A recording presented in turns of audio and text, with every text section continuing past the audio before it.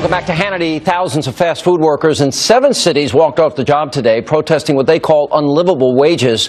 Now, workers protested in New York City, Chicago, St. Louis, Detroit, saying that while the fast food companies are making billions, the workers cannot get by on the minimum wage of $7.25 an hour, and they want effectively to double that amount, and they're asking they paid $15 an hour. Take a look. We're not going to get there incrementally by getting people to a place where they're breaking into the middle class. We live in the most expensive city in this country, New York City, where rents are approaching $2,000 a month. You can't afford to pay rent on $9, $10 an hour, which is why fast food workers are advocating a living wage of $15 an hour, which the corporations can afford. They are making billions and billions of profit. Their CEOs and their executives are making millions and millions every single year. They can afford to give workers a raise.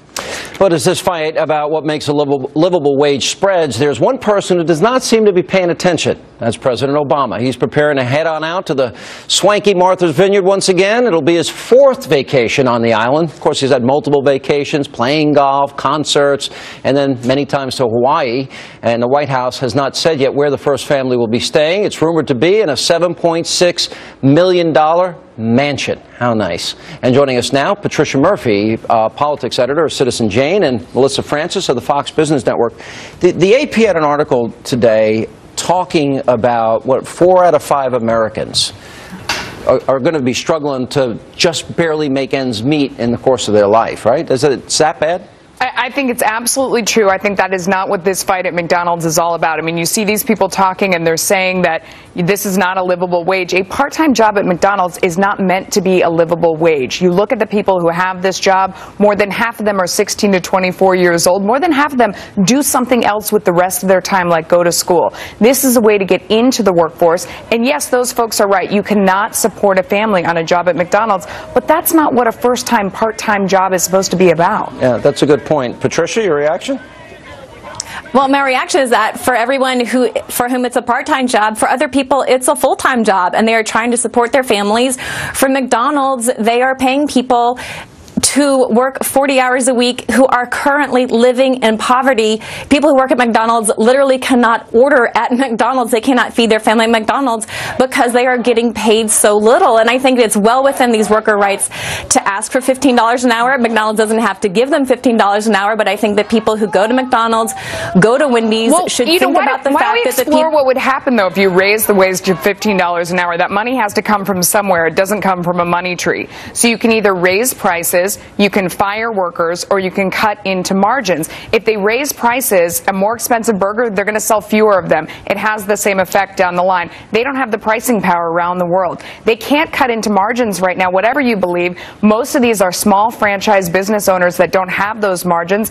And if you think McDonald's is a big, bad global corporation, then do you honestly believe they would cut into margins? What they're going to do is they're going to cut back on workers, and they're going to cut back on labor. They have a certain amount of money that they spend on labor.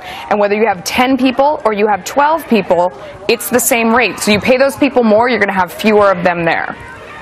Okay, well, speaking of the fact that money doesn't grow on trees, for people who are living in poverty working at McDonald's, those people are on food stamps. That money doesn't grow on trees. Those are federal taxpayer dollars going to feed families for people who work at McDonald's. So McDonald's, Patricia, that is another form of corporate welfare. They are not paying their people enough to feed their families. Patricia, are you willing to pay twice the amount of money you pay for a Wendy's quarter pounder with cheese or a McDonald's quarter pounder with cheese? Do you think most Americans are? Yes. You are. I think am most ready Americans to do it. are.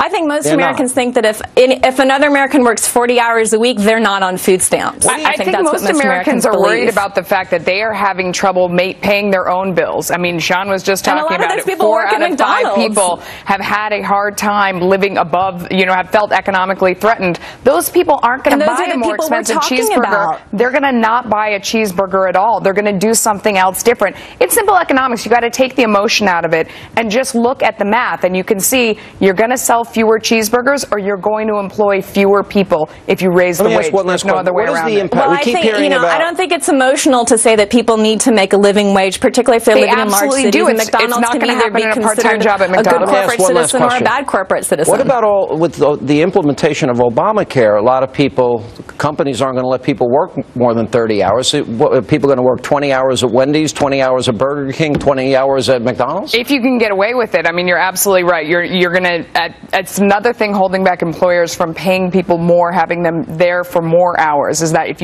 they have to pay for health care, it's another cost. All right.